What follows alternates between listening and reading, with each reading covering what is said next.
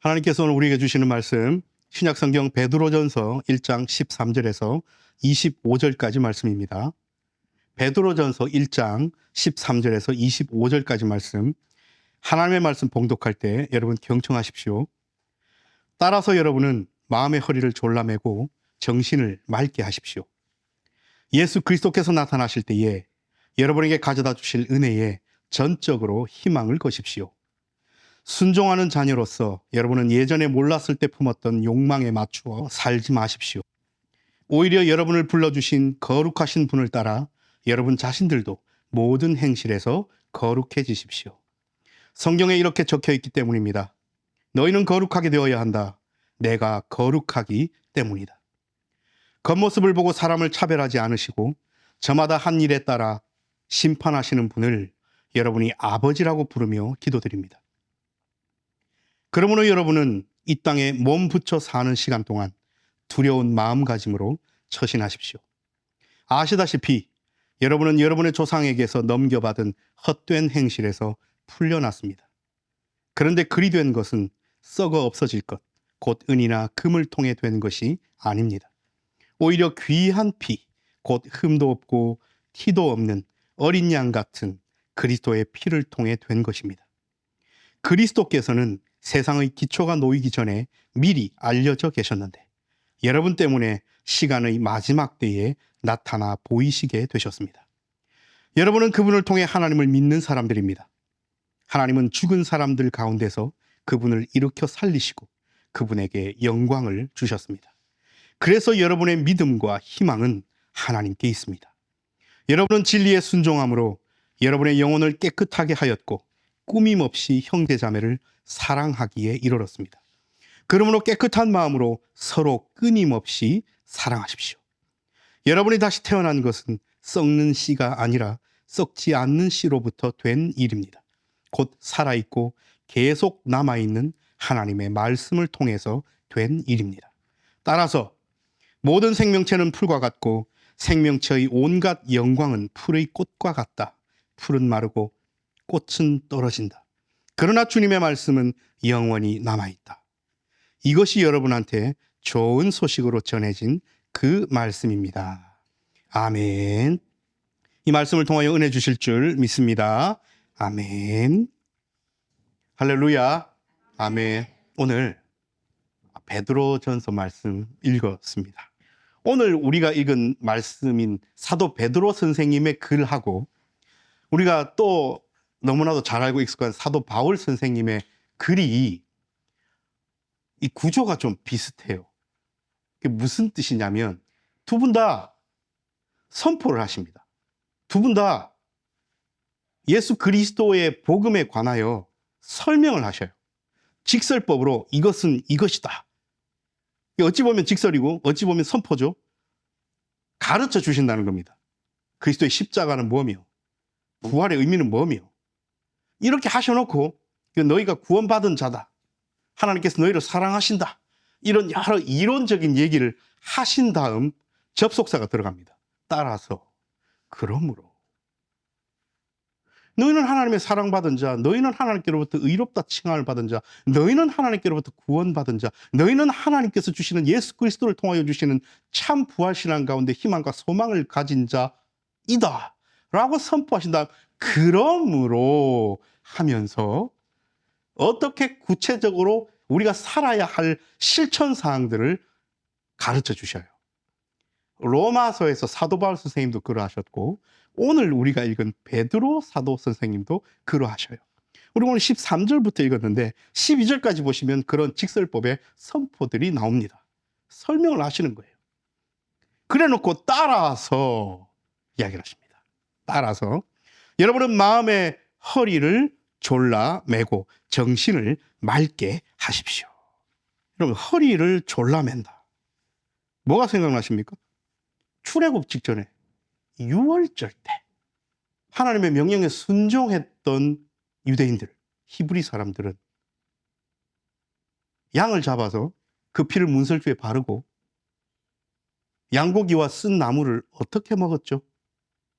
마치 바로 지금 고향을 떠나 먼 길을 떠날 채비를 다하여 옷을 허리를 묶고 신발을 예비하여 신고 먹고 나면 바로 뛰어나갈 수 있게끔 곧 행동에 바로 옮길 그런 모습으로 서서 식사를 했습니다. 기억나시죠? 오늘 따라서 여러분은 마음의 허리를 졸라매고 정신을 맑게 하십시오. 그러니까 이론적으로 그렇지 그렇게 살아야지, 그렇지 그렇게 사는 것이 옳은 일이지, 그렇지 하나님의 말씀은 참 이게 아니라, 하나님의 말씀 참 좋은 말씀이지, 이게 아니라 진짜 그 말씀 주신 그대로 살아가려고 허리를 동이라는 거예요. 팔을 걷어붙이라 말입니다. 팔을 걷어붙이고 내가 지금 당장 실행해야 될 것들을 행동으로 옮기는 것. 지금 이것을 첫 문장에서 사도 베드로 선생님은 우리에게 종용하고 계십니다. 그래서 허리를 졸라매고 정신을 맑게 하고, 여러분 정신을 맑게 한다는 것은 절제하라는 거예요. 학자들이 이 부분을 절제라고 이야기를 하면서 술 취함과 연결시킵니다. 술을 먹지 말라는 거예요. 정신이 맑지 않다는 거예요. 취하지 말라는 게 아닙니다.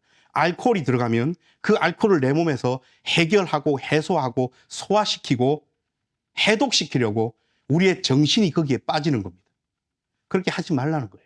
진지한 그리스도인이 되어서 내가 하나님의 제자로 예수 그리스도의 십자가 앞에서 그 부활신앙과 희망을 갖고 이 힘들고 어렵고 악한 세상 속에서 전사로 예수 그리스도의 제자로 살아가겠다 마음먹은 사람들은 그 술 먹고 해가지고 그거에 내 육신을 사용하고 쓸 여력과 여유가 없다는 말입니다. 내 정신이 어디에 팔려 있는지 중요하다는 거예요. 우리가 어떤 일을 합니다. 그게 어떤 직업이든 안 그러면 학업 중에 있는 공부하는 학생이든, 여러분 내가 오롯이 쏟아내야 될 내 직업, 내 사업, 내 학업, 그것에서 벗어나서 엉뚱한 데다가 내 에너지를 쓰고 있으면 내게 주어져서 진짜 신경 쓰고 애쓰고 집중하여 해야 될 그 일에 에너지가 뺏기죠. 그건 당연한 것 아닙니까? 우리는 슈퍼맨이 아니잖아요. 우리는 거기에 쓰는 에너지도 따로 있고 여기에 오롯이 다 쓸 수 있는 에너지가 있어서 막 여유롭게, 우리는 그럴 수 없습니다.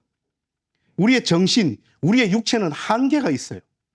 그래서 하나님께서 주신 우리의 사명과 소명을 오롯이 받은 사람들은 엉뚱한 데다가 에너지를 쓰지 않습니다. 그런 취지에서 오늘 사도 베드로 선생님은 마음의 허리를 졸라매고 정신을 맑게 하십시오.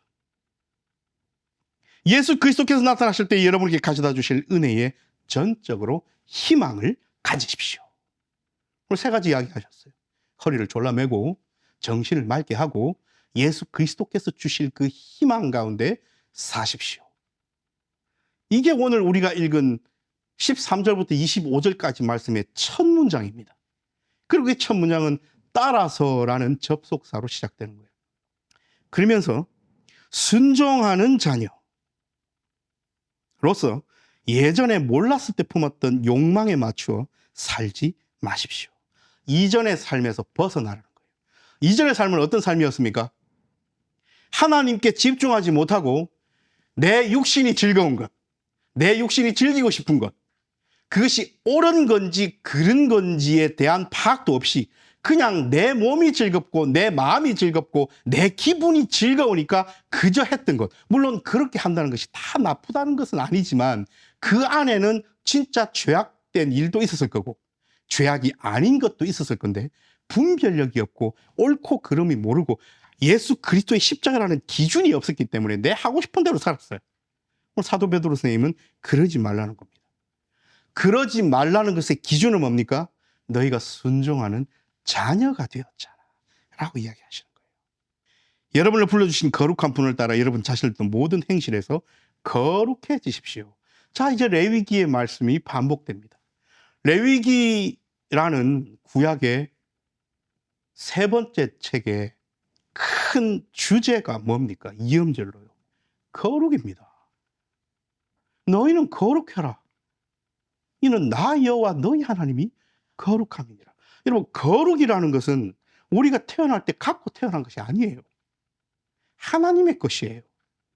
그러므로 하나님께서 이스라엘 백성들을 구별하셔서 광야 40년을 지나면서 여타 다른 이방 신을 섬기는 족속들과는 다르게 구별시켜 주시면서 주셨던 말씀이 레위기이기 때문에 하나님은 하나님의 자녀들이 하나님의 자녀들답게 거룩하고 구별된 삶을 살기를 원하십니다. 그래서 하나님은 겉모습을 보고 사람을 차별하지 않으시고 저마다 한 일에 따라 심판하시는 분을 여러분이 아버지라고 부르며 기도드립니다. 여러분, 성경 세계관에서 아버지라는 존재는 어떤 존재예요? 아들과 딸, 자녀들을 돌보는 존재입니다. 이게 아버지라는 거죠. 여기서 이제 각자 우리 집의 아버지는 안 그런 데부터 시작해가지고 나의 썬뿌리가 막 올라오면 아니 되고요. 아버지라는 그 존재의 개념은 자녀를 돌보는 존재. 그러면 아버지가 자녀를 돌보는 개념으로 성경 세계관에 자리 잡고 있다면 자녀들은 그 아버지 말씀에 어떻게 하는 것이 자녀라고 규정되어 있습니까? 순종이에요. 그러니까 아버지는 자녀를 돌보고 자기 목숨 다해요. 자기의 온갖 것을 다 내어줘서 그 자녀 기르고 돌보고 아끼고 보호하고, 그런 아버지를 향하여 자녀들은 아버지 말씀에 순종하고. 여러분, 이것이 제대로 작동되면 이만큼 아름다운 것이 없습니다. 인간이 인간 아버지나 인간 자녀나 그렇게 살지 않기 때문에 어그러지는 것이지, 성경에서 이야기하는 아버지와 아들은 그런 거예요. 그러므로 우리는 아버지 앞에 순종해야 돼요. 오늘 무서운 말씀을 하십니다. 여러분이 아버지라고 부르며 기도합니다. 우리는 자꾸 이것만 보라 그래요. 예수 그리스도의 고난과 죽음과 그 대속의 공로로 인하여, 조금 있으면 나올 거지만 그리스도의 피로 인하여 내가 하나님의 자녀가 오롯이 되어버렸으니까 우리는 예수님의 이름으로 기도합니다 하면서 이제는 제사장을 통하지 않고 하나님께로 곧바로 나아가게 되었죠. 그래서 하나님 앞에 기도할 자격을 얻었어요. 아버지라 부르면서. 근데 우리는 이것만 생각해요. 그 앞에 뭐라고 적혀 있습니까? 저마다 한 일에 따라 심판하시는 분을 여러분이 아버지라고 부르며 기도드립니다. 여러분, 아버지라 해서 심판받지 않는 것이 아니에요, 우리가. 그 아버지가 우리의 한 일을 따라 심판하신대도요. 그러면 우리는 하나님의 사랑과 하나님을 향한 경외, 두려움이 동시에 있어야 돼요. 경거망동하면 안 됩니다. 그래서 오늘 우리더러, 자녀인 우리더러 순종하라 하시는데, 그 순종의 내용은 거룩해져라 입니다. 자, 우리는 더 이상 우리 육체가 바라고 원하는 대로 살아갔던 육체의 종이 아니라 갈라디아서에 의하면 뭐가 되었어요? 약속의 하나님의 자녀가 되었습니다. 그러므로 우리는 어떤 의무감이나 하기 싫은데 억지로 하는 뭐 그런 것이 아니라, 하나님께서 내 아버지 되셨기 때문에, 그 아버지께서 죽기까지 나를 사랑하셨기 때문에 나를 사랑하신 그분 앞에 순종으로 나아가고 거룩해져라 라고 명하신 그 명에 응답하는 것은 당연한 일 아닙니까? 그러면서 이 말씀을 하셔요. 너희를 그 자녀 삼기 위하여 조상에게 넘겨받은 그 헛된 행실에서 풀려나도록 하기 위하여 썩어 없어질 것, 은이나 금으로 된 것이 아니라 귀한 피, 흠도 없고 티도 없는 어린 양 같은 그리스도의 피를 통해 너희를 그 자녀 삼으셨다. 지금 오늘 사도 베드로 선생님은 이 부분에서 뭘 하고 계신 거예요? 다시 한번 강조하시면서 알라는 거예요. 왜 우리가 순종해야 되고 실천해야 되고 거룩한 삶을 살아야 되고 해야 되는지. 왜 우리가 미루는 것이 아니라, 아이고 이제 알아들었으니까 내일 할게요가 아니라 허리를 동이고 정신을 맑게 해서 예수 그리스도 앞으로 나아가야 하는지 이야기하고 계십니다. 여러분, 이 당시에 구원해 준다, 해방시켜 준다는 뜻은 두 가지 의미가 있습니다. 노예였는데 그 주인으로부터 노예라는 신분이 해방되는 것, 그래서 자유인이 되는 것, 이게 구원이고 해방이었어요. 두 번째는 전쟁하다가 포로가 되었습니다. 포로되면 언제 죽을지 모르잖아요. 내 목숨이 나를 사로잡은 승전 국가의 그 장군들에게 있잖아요. 근데 거기서 노임을 입는 것, 이것이 구원이고 해방입니다. 노예가 주인으로부터 자유인이 되는 것. 포로 상태였는데 전쟁에 져서 포로였다가 다시 자유인이 되는 것은 그저 되지 않습니다. 어떻게 돼야 됩니까? 노예였다면 누가 내 주인에게 와서 내 몸값을 지불하든지, 내가 전쟁 중에 포로가 되어 있으면 우리 임금이 와서 나를 사로잡고 있던 임금에게 이 전쟁 포로들을 놓아달라 하면서 전쟁에 졌으니까 뭐 많은 재물을 주든지 어쨌든 몸값을 내고 나와야 되는 거예요. 오늘 사도 베드로 선생님은 이 부분에서 뭘 강조하고 있냐면, 우리가 구속받은 그 사실 자체를 강조하는 것이 아니라 어떻게 구속받았는지, 어떻게 해방받았는지, 어떻게 구원받았는지, 그 구원의 삭스를 이야기하는 거예요. 도대체 하나님께서 뭘 제공하시고 우리를 자녀 삼으셨는지를 이야기하십니다. 오히려 귀한 피, 흠이나 티가 없는 어린 양 같은 그리스도의 피. 이제 우리는 그냥 하나님의 자녀가 된 사람들이 아니잖아요. 우리는 참 귀한 존재로 신분이 상승되었습니다. 자, 이제 방금 여러분들과 함께 나누었던 이 모든 하나님께서 예수 그리스도를 통하여 우리에게 허락하신 일들을 하나님의 동임이 뭐였겠습니까? 왜 하나님은 하나밖에 없는 아들의 피를 흘리게 하면서 그 생명으로 우리를 사셨을까요? 그 귀한 예수 그리스도의 피를 흘림으로 왜 우리를 자녀 삼으셨을까요? 사랑하셨기 때문이지요. 그래서 오늘 우리가 읽은 뒷부분에는 우리의 실천사항으로 사랑함이 강조되고 있습니다. 사랑으로 들어간 것이 오늘 주제이기 때문에 앞에 다시 복습을 하자면, 허리를 동이고 정신을 맑게 하고 소망 가운데 살아가라고 13절에 이야기를 하시면서 거룩하라 하셨죠. 너희는 자녀 되었으니까 순종하는데 그 순종의 내용은 거룩하다. 거룩해져라. 너희가 이런 삶을 살게 하기 위하여 귀한 예수 그리스도의 피를 흘렸다라고 이야기를 하십니다. 하나님이 죽은 사람들 가운데서 그분을 일으켜 살리시고 그분에게 영광을 주셨습니다. 이제 부활까지 왔습니다. 그래서 여러분은 믿음과 희망은 그 하나님께, 죽은 자 가운데서 다시 살리신 하나님께 우리의 희망과 소망이 있습니다. 여러분, 죽음이 정말 그 죽음 자체로 끝나버리면 우리는 절망할 수밖에 없어요. 이 땅에서 아무리 떵떵거리고 살아간들, 이 땅에서 아무리 똑똑하게 살아간들 다 죽잖아요. 그리고 그 죽는 죽음이 끝이라면 우리에게 무슨 희망이 있고 소망이 있습니까? 그런 생각을 하고 있던 사람들에게 예수 그리스도의 부활은, 하나님께서 죽은 자 가운데서 그 아들을 살리신 것은 우리에게 궁극적인 희망과 소망이 되신 거예요. 그래서 아직 우리에게는 오지 않은 미래의 일이지만 예수 그리스도께서 우리의 과거에 부활하셨음을 우리가 알기에, 나도 부활할 가능성이 많은데 뭘 보고 압니까? 예수님께서 부활하셨잖아요. 그런 일이 없으면 모르는데 그렇게 하셨잖아요. 그럼 나의 미래는 나도 부활할 거고, 그러면 그 소망이 있죠. 그럼 오늘 우리가 어떻게 살아갑니까? 소망과 희망 가운데 살아가는 거예요. 예수 그리스도께서 짊어지셨던 십자가와 부활의 과거가 우리의 미래를 규정짓고, 그 규정진 미래가 소망으로 우리에게 오셔서 오늘을 살게 하십니다.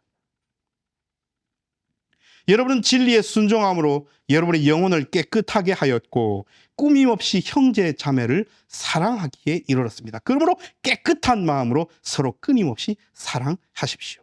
오늘 베드로 선생님이 강조하고 있는 사랑은 필라델피아예요. 필로스, 형제 사랑입니다. 근데 여러분도 아시고 저도 알듯이 성경 전체가 우리에게 강조하고 있는 예수님께서 서로 사랑하라 하셨을 때 사랑은 어떤 사랑이에요?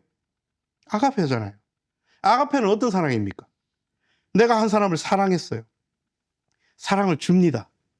근데 그 사람이 나한테 응답도 보답도 하지 않아요. 그런 걸 바라고 주는 사랑은 아가페입니까? 아가페가 아닙니까? 아니잖아요.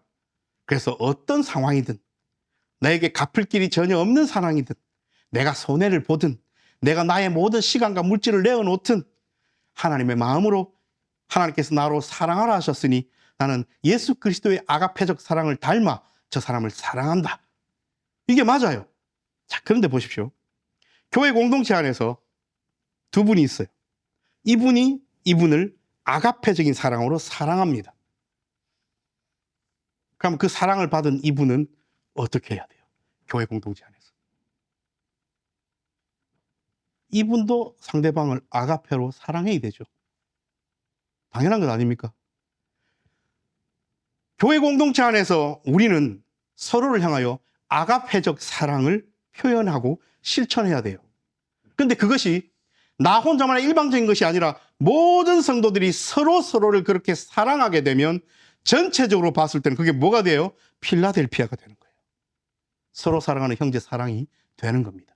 나는 보답을 바라고 칭찬을 바라고 사랑한 것이 아닌데 서로 사랑하고 있는 그 모습. 오늘 사도 베드로 선생님이 교회를 향하여 말씀하시는 강조점이 여기 있는 거예요. 다시 읽어드립니다. 여러분은 진리에 순종함으로 여러분의 영혼을 깨끗하게 하였고, 그렇죠? 아까 순종하는 것이 거룩이라 했죠. 영혼을 깨끗하게 했어요. 허리를 동여매고 정신을 맑게 했어요. 그래서 그 결과 꾸밈 없이 형제자매를 사랑하기에 이르렀습니다. 꾸밈이 없다는 것은 딴 생각이 없다는 거니까 아가페잖아요. 그러므로 깨끗한 마음으로 서로 끊임없이 사랑하십시오. 그러면 오늘 사도 베드로 선생님은 전체를 보고 계신 거예요. 공동체를 보고 계십니다. 따라서 모든 생명체는 풀과 같고 생명체의 온갖 영광은 풀의 꽃과 같다. 사라진다는 겁니다. 영원하지 않다는 거예요. 이사야 40장 6에서 8절 말씀을 인용하고 계시죠. 풀은 마르고 꽃은 떨어져요. 제가 24절로 넘어갔는데 다시 23절로 넘어가면 금방 풀은 마르고 꽃은 시들고 떨어지는 이 식물들은 그 씨는 시간이 지나면 어떻게 됩니까? 썩는 씨예요. 영원할 수 없어요. 자기의 역할을 다 하면 그냥 사그러지는 거예요. 인생도 마찬가지 아닙니까? 그런데 우리는요, 썩지 아니하는 영원히 남아있는 하나님의 말씀을 통하여 우리의 삶이 다시 태어나고 싹이 나서 열매를 맺는다. 이 말씀을 하시는 겁니다.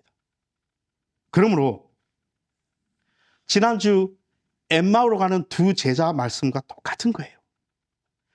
예수님을 만나기 전에, 인식하기 전에, 깨닫기 전에는 온갖 절망과 걱정과 삶의 의미 없음과 더 이상 예루살렘에 남아있을 수 없어서 각자 자기의 삶을 찾아 쫓아서 도망치듯 나아가던 엠마오로 향하는 두 제자의 삶이 예수 그리스도를 만나서 그 말씀을 듣고 나니 어떻게 됐습니까? 곧바로 돌아서서 예루살렘에 돌아가 부활의 증인으로 살았다는 지난주 말씀 기억나시죠? 마찬가지예요. 우리가 썩어질 씨를 붙들고 말라버리고 시들어버릴 그 꽃과 풀만을 귀한 것으로 여겨서 살아간다면 우리의 삶에는 변혁이 없습니다. 그런데 썩지 아니할 씨, 영원한 씨, 끝까지 남아있는 씨, 뭐예요? 하나님의 말씀으로 거듭나게 되면, 새롭게 태어나게 되면 그 삶은 더 이상 내 육신을 따라 살아가던 삶이 아님을 오늘 말씀하고 계신 거예요. 이런 사람은 허리를 동여맵니다. 하나님의 영원하신 말씀을 붙들고 살아가는 사람은 다시 태어납니다. 정신을 맑게 유지합니다. 내 육신을 따라 어딘가에 중독되지 않습니다. 그것이 무슨 약물이든 술이든 담배든 뭐 유튜브든 쇼츠든 뭐든 간에 내 삶과 시간과 애씀을 갉아먹는 그런 것에 중독되지 않습니다. 왜요? 정신을 맑게 했거든. 그리고 그렇게 살아가는 것은 율법적으로 내가 하나님 앞에 잘 살아간다가 아니라 하나님의 자녀로서 마땅해야 될 순종의 모습임을, 세상 사람들과는 구별되는 삶임을 우리 오늘 이 시간 저와 여러분 잊지 마십시다. 이것이 여러분한테 좋은 소식으로 전해진 그 말씀입니다. 라고 오늘 사도 베드로 선생님은 1장을 마무리하시는 거예요. 여러분, 이쯤 되면 사도 베드로 선생님은 무엇을 강조하고 계셔요? 우리의 육적인 태어남보다 더 귀한 것이 뭐예요? 영적인 태어남이에요. 이 세상에는 수많은 수십억 명의 육적으로 태어나서 살아가는 사람들이 걸어 다닙니다. 근데 영적으로 진정 태어나서 하나님을 아버지라 부르면서도 그 경외함으로 심판주의심을 잊지 않고 거룩하라 말씀하신 것에 순종하면서 내 허리를 동여매고 실천으로 나아가려고 애쓰며 정신을 맑게 하는데 그 실천의 구체적인 상황은 뭐예요? 서로 사랑하라 하신 그 사랑 가운데 살아가는 사람이라면 진짜 영적으로 다시 태어난 사람입니다. 여러분, 왜 하나님의 말씀만 영원합니까? 말씀이 살아있다는 것은 무슨 뜻입니까? 하나님의 약속이 유지된다는 겁니다. 하나님의 약속이 아직도 유효하다는 거예요. 그리고 우리가 성경을 읽고 공부하는 이유는 그 하나님께서 말씀하시고 약속하신 것은 단 하나도 땅에 떨어지지 않고 이루시고 성취해 주셨음을 배울 수 있기 때문입니다. 말씀 안에 그게 다 들어있어요. 사랑하는 여러분, 우리는 약속의 유효함 가운데 살아갑니까? 우리는 약속을 붙들고 살아갑니까? 우리는 하나님의 말씀이 살아있음을 인식하고 살아갑니까? 우리는 과거의 육적인 삶에서 벗어나서 영적인 새로 태어남을 경험하고 있습니까? 우리는 하나님의 말씀이 살아있다는 것을 알지만 그것을 뒤로 미루면서 내 삶은 요만큼도 변함없이 그저 매너리즘에 빠져서 살아가고 있지는 않습니까? 가슴과 생각은 그리스도인이기 때문에 많이 배워서 많이 읽어서 알고 있어서 하나님의 약속도 알고 다시 태어남도 알고 하나님께 순종해야 함도 알고 하나님 아멘 맞습니다 라고 입은 번지르르 이야기하지만 내 육체는 요만큼도 벌떡 일어나서 움직이지 않는 삶을 혹시 살아가고 있지는 않습니까? 사도 베드로 선생님은 허리를 동여매라십니다. 정신을 맑게 하라십니다. 서로 사랑하라십니다. 약속을 믿으라십니다. 변치 않고 썩지 않고 시들지 않고 마르지 않는 하나님의 말씀, 살아있는 말씀, 그 말씀 안에서 살아가랍니다. 이것이 참 소망의 사람이요 참 희망의 사람이며 참 부활의 증인으로 살아가는 사람임을 오늘 사도 베드로 선생님을 통하여 우리에게 다시 한번 알려주십니다. 하나님께서는 반석이 빛된 교회 모든 성도들이 이번 한 주간 그렇게 허리를 동여매고 정신을 맑게 하면서 하나님께서 거룩하라, 사랑하라, 썩지 아니할 영원한 하나님의 말씀으로 다시 거듭나라, 태어나라 하신 그 말씀 붙들고 살아가기를 간절히 바라고 계십니다. 기도합니다.